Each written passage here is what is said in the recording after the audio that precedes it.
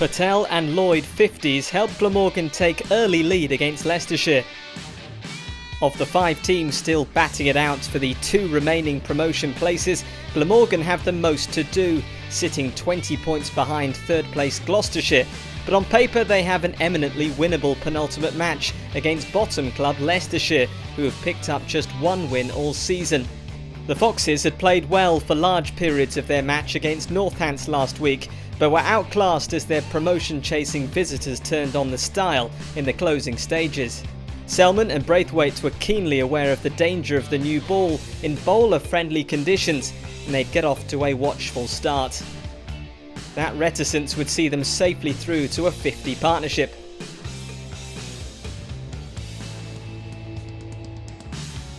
There would be a breakthrough for the Foxes though, Selman well caught in the covers off the bowling of Ben Mike. But while tight bowling from Leicestershire restricted the scoring, Glamorgan would head into lunch the happier of the 2, having negotiated the morning session for the loss of just 1 wicket. The second session would prove to be another positive one for the home side, Lloyd and Braithwaite reaching 100 as the Foxes bowlers struggled to create wicket-taking opportunities, but keeping a lid on the Glamorgan batsmen. That wouldn't prevent the pair reaching their 50 partnership. Even the loss of Braithwaite for 44 at the hands of Griffiths would do little to derail the hosts. Patel got into his work quickly, driving through the covers for 4 as he joined Lloyd. The Welshman would pick up a 50 as he tucked Ackerman into the Leics side. And despite being well held back by Leicestershire, Glamorgan would once again finish the session as the happier of the 2 sides, just 1 further wicket lost heading into tea at 189 for 2. The pair ploughed on and continued to find success, a top-edged pull from Patel confirming Glamorgan's 3rd consecutive 50-run partnership.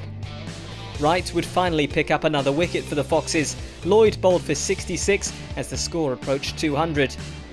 Patel though was undeterred and continued to find the boundary.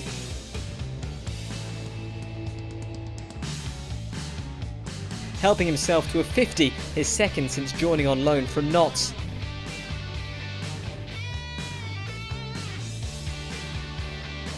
A brief shower would see the players depart and the interruption would help Leicestershire, Patel departing shortly after returning to the field of play, a mistimed pull seeing him caught off Mike. Root and Cook would ensure the pattern of play continued. They'd reach 300 runs, but with light fading, the umpires would decide to bring a premature end to a day that belonged to Glamorgan. It had been an impressive performance from the home side. Leicestershire had been unable to capitalise on bowling-friendly conditions and will be disappointed that they couldn't put their hosts under even more pressure. Glamorgan tear through Leicestershire to enjoy huge lead heading into 3rd day. In tricky conditions at Sophia Gardens, Leicestershire had taken the opportunity to bowl at their hosts, and that was the last moment they had things their own way. Glamorgan were untroubled, 50 partnership after 50 partnership, helping the home side to a position of real control, finishing the day on 300 for 4. David Lloyd and Samit Patel had hit twin 66s in their efforts as the top order fired. Billy Root and Chris Cook were the 2 in the middle when play came to a close, and they'd be tasked with turning their team's strong position into a dominating one at the resumption on the 2nd day. That started with the pair recording Glamorgan's 5th partnership of 50 plus early on. Cook looked in attacking mood, dispatching Davis for 6 over the leg side boundary. Root joined in with back-to-back boundaries. But Griffiths would square him up to find the edge and see him depart for 36. Wag would fall soon after, trapped LBW Griffith with his 2nd of the day. Cook was in good touch and the skipper forged a partnership with Salter as Glamorgan continued to pile on the runs. He'd reach his half-century with a flick down to fine leg, bringing up the 350 in the process and sealing the side's 3rd batting point. Cook continued his assault, ably assisted by Salter, and the pair reached 391 heading into the 110th over, needing just 9 for full batting points. Salter wouldn't last much longer, caught behind off the bowling of Wright just a few overs later. And then Cook followed, 4 runs short of his century, but a crucial captain's knock to his name nonetheless, the Leicestershire bowler picking up Pfeiffer. Smith took a leaf out of his captain's book, going on the attack and plundering 10 from an Ackerman over. He'd fall to Wright, bowled for 12. And Wright had 7 to end the Glamorgan innings, all out for 435 and an early lunch taken.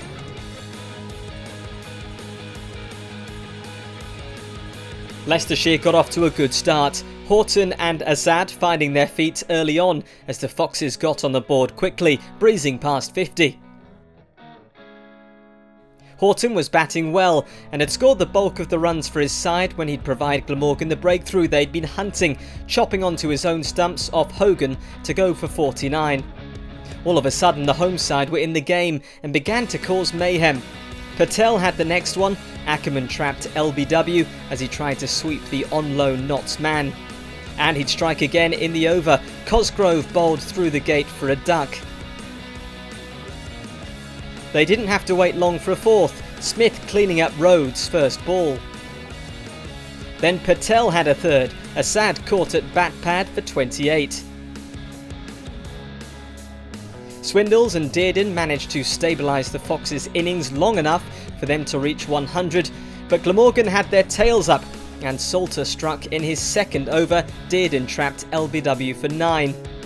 The teams headed in for tea, Leicestershire shell-shocked at 111 for 6, having been 85 for no loss early in their second innings. Leicestershire recovered after the break, halting the flow of wickets and frustrating Glamorgan's progress. But the home side was still in the ascendancy, their substantial lead looming over the Foxes. They'd lose Swindles as the score was approaching 150, caught by Cook off Hogan for 29. Wright counter-attacked, Patel sent over the boundary for Leicestershire's first 6 of the innings. Ben Mike would be the next man to fall, pinned LBW by Smith for 16. The Foxes would be down to their final partnership after Smith picked up his third, Griffiths LBW for 3. Wright and Davis would stick together through to the close of play with the score 191 for 9, Leicestershire now trailing by 244 runs. It looks like they won't be able to avoid the follow-on on day 3. Promotion hunting Glamorgan look to be in total control of this match and they'll be hoping to wrap up their opponent's innings early tomorrow with the final wicket. This one looks to be heading for a third day finish. Glamorgan set Fox's huge target after Brathwaite's century. Leicestershire had a difficult second day at Sophia Gardens. They'd been put under significant pressure by the Glamorgan first innings total, and the home side's bowlers had picked up that baton and run with it. The Foxes finished the day on 191 for 9. Not a bad score on the face of it, but still 244 runs behind their hosts, 96 runs shy of avoiding the follow-on. There were positives, however. Chris Wright had looked in good touch and had offered some crucial resistance as the tail wagged in the closing stages. And that form continued as the innings resumed in the morning of day 3, Wright and Davis dealing with the Glamorgan attack confidently. Their first target of 200 runs was reached quickly, an aggressive start from the Foxes paying dividends, and Wright was into the 40s. He'd be rewarded with a 50. Patel swept through the leg side to reach the landmark, his first for the county. The final wicket partnership would finally be put to bed. Wright danced past a Patel delivery and was stumped by Cook for 60. The pair had put on 92, falling agonisingly short of avoiding the follow-on. They'd be spared an immediate return to the middle as the hosts declined the opportunity to put their opponents back in, preferring instead to increase their 172-run lead. It would be a comparatively slow start from the hosts and they'd lose Selman early. He'd fall to Griffiths LBW for 8. David Lloyd gave Wright a taste of his own medicine, 3 boundaries coming from an over as the score ticked towards 50. But he'd fall for 25, caught behind off Davis. Lunch came with the score 63 for 2. Brathwaite now joined by Samit Patel. Despite the quick wickets, the pair looked settled after the restart. Brathwaite brought up the 50 partnership with a flick down to fine leg for 4.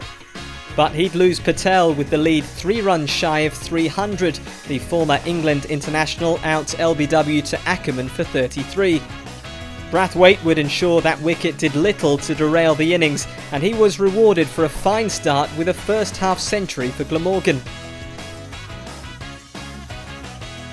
Root would go in the 46th over, Wright pinning him LBW for 19 as the session drew to a close. Brathwaite remained at tea, Glamorgan 171 for 4, and the West Indies international not out on 68, and the home side's lead approaching 350. Cook and Brathwaite continued after tea, the side in the ascendancy reaching 200 unbeaten. When the opener heaved Ackerman over square leg for 4, their partnership was 50 runs and their lead was nearing 400. With the side 6 runs short of 250, Cook was bowled, Wright with the wicket. Brathwaite, though, was just 2 runs short of a maiden Glamorgan century. He'd reached that with a cover drive off Wright. 4 more runs added to the total, and captain Chris Cook happy with his side's effort, declaring at 251 for 5 with a healthy 423 run lead.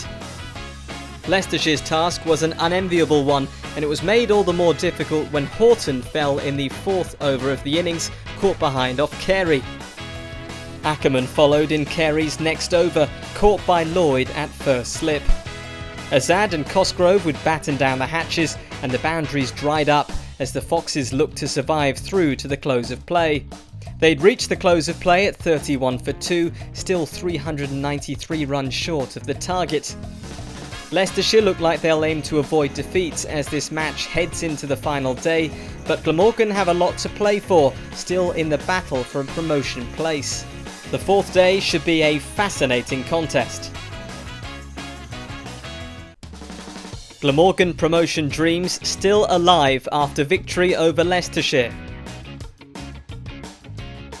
Glamorgan's season comes down to the 4th day of play against Leicestershire, take the 8 wickets needed for victory, and they'll go into the final week still in with a chance of promotion. If Leicestershire bat the day out, those hopes come to an end, and Gloucestershire and Northamptonshire will fill the 2 remaining promotion places. They'd made a good start on day 3, but Azad and Cosgrove had proved trickier customers, reticent in the dying light as they frustrated the home side. The morning would be more productive though. Just a few overs into the day, Hogan produced a lethal Yorker. Azad upended as the ball slammed into his pads, out LBW for 16. He picked up another a few overs later, Rhodes falling to one that seamed away and took the top of his off stump.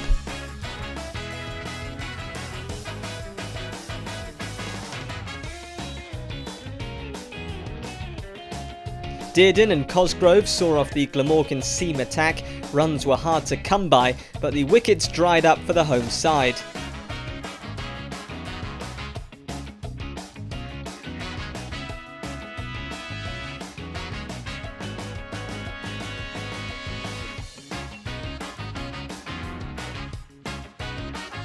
Concerted pressure would tell. Salter got one to straighten off the pitch and hit Dearden in front of middle. The stubborn partnership ended.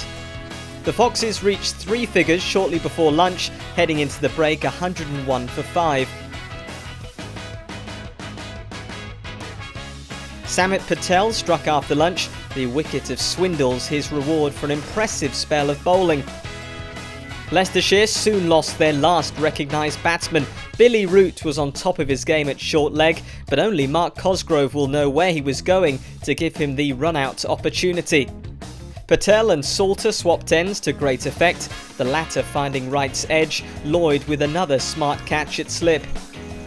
With the next ball, Glamorgan were on the verge of victory, Salter picking up his second in as many balls, an ugly swipe from Davis only finding Hogan at short cover.